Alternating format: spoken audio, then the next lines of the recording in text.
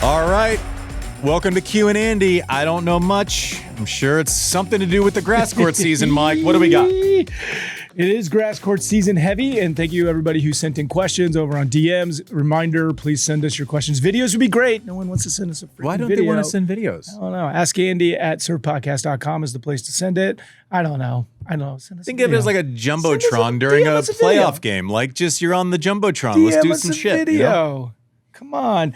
Alexander, who again could have sent this in as a video, said, since tennis surfaces have gradually become more similar, with grass and hard courts often slowed down to create longer, more entertaining rallies, do you think the ATP and Tour overall could still embrace meaningful surface innovation in the future, or is the sport steadily moving towards more uniform playing experiences across all surfaces? I don't know if it's moving towards it. It's there. Got it. Right. Like I don't know how much more uniform it can become. People talk about the surfaces. The ball really matters, right? And I don't know what the checks and balances are. Like you have, like a green in golf, they have like a stimp meter to measure it. Tennis, at least for Davis Cup for a while, they had a way to measure how fast the course was, and they could, you couldn't be below it and you couldn't be above it. Now, I don't know what the quality controls are with the ball. If they fluff up, it matters a lot less how fast the court is, right? So the adjustments are probably more to the ball being able to kind of affect the speed. And when you have 7 different ball suppliers throughout the year that are accepted on tour, it's going to be a bit of a crapshoot. I know from talking to Racket Ron from Wilson, COVID really messed up quality controls. And they basically, with supply chain, the materials they were able to get weren't as good. And you mean in global, like global. all tennis ball manufacturers? The way that struggling. he said it, and I hope I'm understanding it and repeating it correctly, at least the gist of it is quality control went to shit during COVID with global supply chain. The margins were better when you didn't correct that quality control for a lot of the ball suppliers, so therefore they didn't. So I think we're seeing maybe the quality of the ball has been terrible, which normally leads to it fluffing up, being less firm, being a little wonkier with the seams and everything else. So I would point your fire and your questions at the balls more so than the surfaces. Obviously, they both have an effect, but I think the balls are the main shitty factor. Can I give a tack on this? Just Please. Thinking about, you guys talk a lot about string technology changing a lot. And also I think now players can, as you've told me, can add more RPMs and can swing harder more often.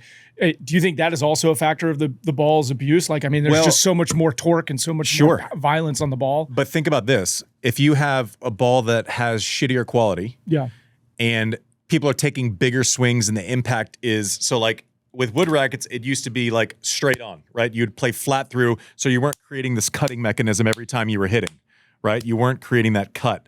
So now you're doing that on every shot. The ball's going to fluff up a lot more, so it exposes quality. You can't lie to these new strings and not have the ball fluff up.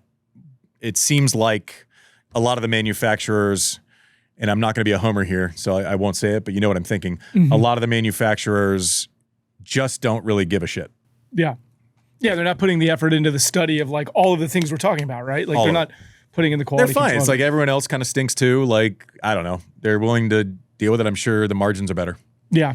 Well, I guess it would be hard, if there's 175 different surfaces on tour over the course of the year, how are they supposed to study all 175? And I beat this drum ad nauseum, but most of the problems in tennis come back to this issue, right? Everyone controls their own thing. So the slams have their own ball sponsors, which are different than the tours than the tour's ball sponsor. The tour has different ball sponsors for different tournaments. All of these individual contracts. So you have to negotiate through these individual contracts that end at different times. This one ends 3 years later than this one. So how are you ever going to make a uniform change on it? A lot of moving parts. Tennis. What happens to the ball specifically on grass? It's so the way that I explain it, right?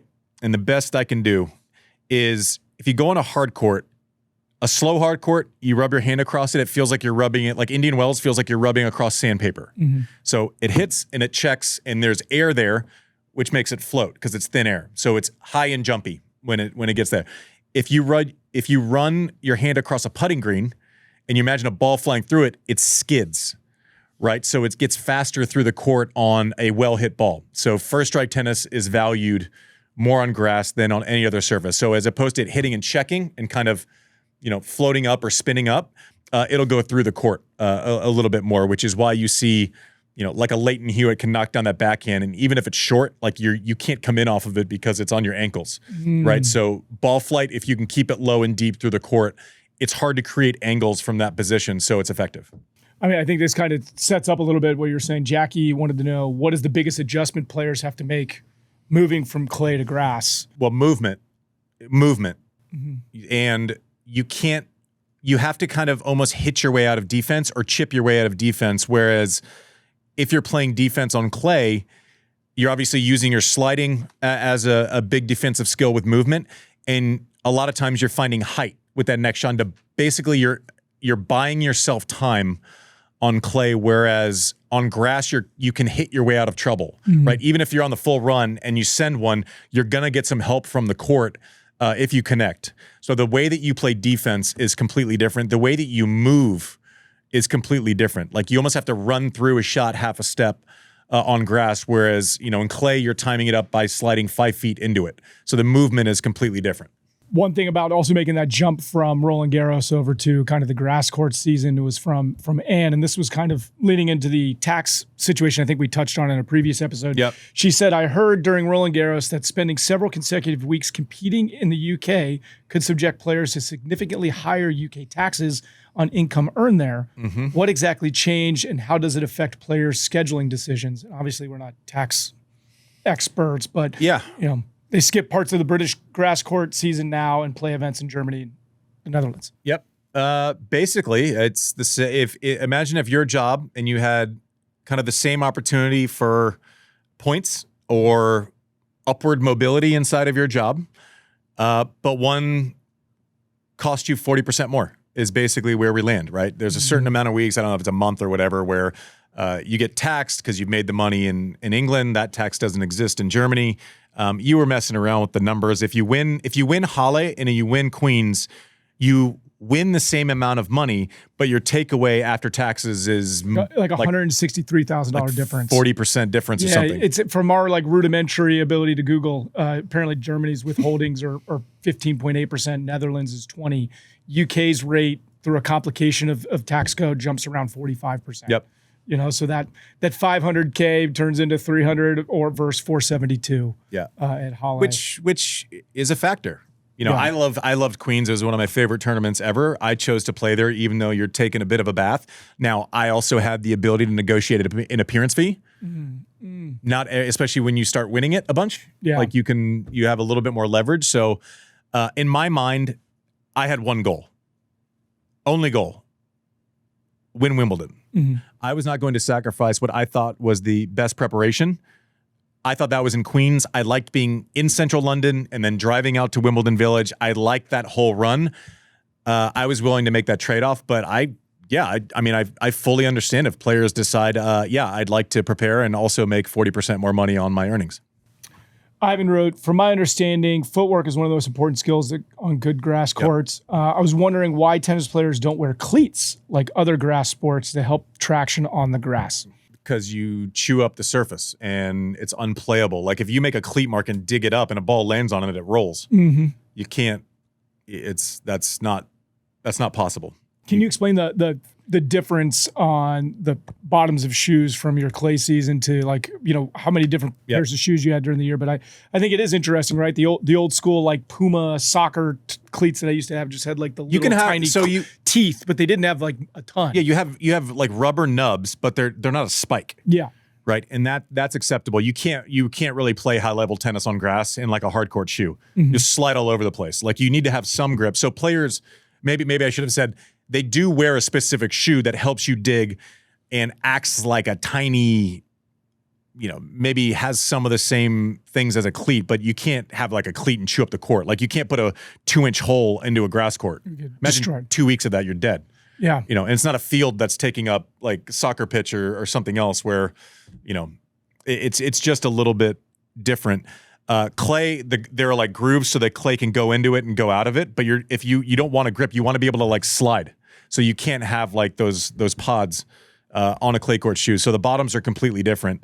So you finish Roland Garros, whatever you have left, you're basically giving away or trashing, and then you arrive to same shoe but completely different bottom on the shoe. Yeah, I mean, to follow up to that, just out of my own curiosity, we saw Vicky Mboka slip at Queens, and then we actually during Rabakina's match saw her slip as well, kind of the same slip. And I'm not saying that is the surface's fault, but can you explain, the moisture difference in the grass that's a little bit different, but then also just that years of experience of being like, once I get over from clay, I really have to double down on my footwork. Well, especially early in tournaments. Mm-hmm. The greener you see it, the more you're going to have those like slip and falls. And there's also a strategy, like it's hard to switch directions and get your footing. Mm-hmm. So you kind of have to flow through a shot, flow back, whereas everything else is like starting and stopping very violently, right?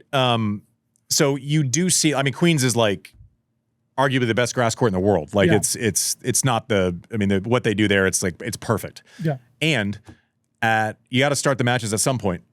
Early in the day, dew is slightly gone, but the greener the court, like you're not going to see as many slips in the men's tournament at Queens this year because it's already had a week of play.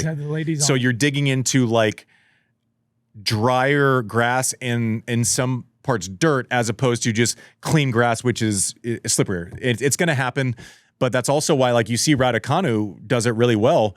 Someone's worked you play against their movement on grass maybe more than other surfaces because it's tough to kind of switch directions, but that's all part of it. The movement's not as violent as a clay court or as like aggressive as a clay court, but it is nuanced. Like it's that constant thing where, okay, I have to be settled and then run full out. I can't just like switch directions and run full out like everything else. It's a bit of a dance. That's amazing. Well, Andy, that's it for the grass court questions, but we do have the random question of the day. Saw you. Play the music. Time for the random question of the day.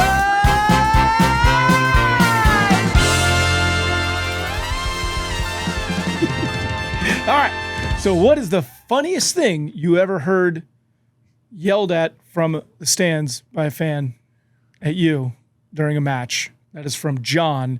You've already told us the story, I think, from That's what I was going to say. Houston. Yeah. So let's make it British.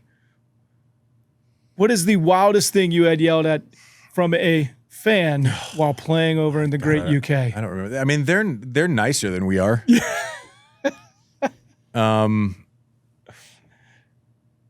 I don't know the answer to that. I do remember I played Murray in the semis of Wimbledon in 2009. I remember reading that morning, the paper was out, and they were previewing his final against Roger. Yeah. Already. I'm like, well, I mean, that's a little offensive. I've been you guys haven't even played yet? I know. I've been in the finals of this tournament before. I do remember thinking, like, I'm going to go into that match and I make the joke to my team. Because obviously you go in there and, like, I had a great relationship with the crowd at Wimbledon. Even during that match where they're cheering for their guy and he hasn't won it yet, they were still great to me. But I remember just thinking that whenever they said, "Come on, Andy," I was just going to pretend like it was for me. But they were, even in that match, they were respectful. Their tennis IQ is through the roof. So, listen, UK, then it's the tabloids that you got to watch out for. So I say that about the papers. Yeah, playing Murray there, the first 6 pages they would cover his water breaks in practice. There was a pink substance that he was drinking. I'm like, yeah, it's electrolytes. Like, what are you doing? Like, who cares?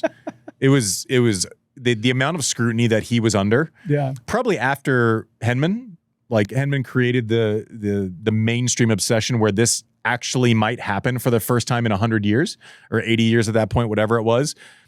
Murray playing through and winning that tournament with that amount of pressure in that fishbowl it was a huge deal, but it's completely undersold outside of Great Britain. Mm-hmm. Like, we're talking screens up across the country, hundreds of thousands of people gathering to watch massive screens, but it's not a team. It's one person. Mm-hmm. The fact that he did it and then did it again, it's one that story should be. I want to sit down with him. That would be like a dream show to sit down with him and actually get an honest look back at the amount of pressure that he felt, because I had never seen anything like it, and I participated. I was on the other side of it. He was having to deal with it. I was just there. Mm-hmm. It was nuts. That's it. That's all we got for you today. Thanks for watching Q&Andy. See you next week.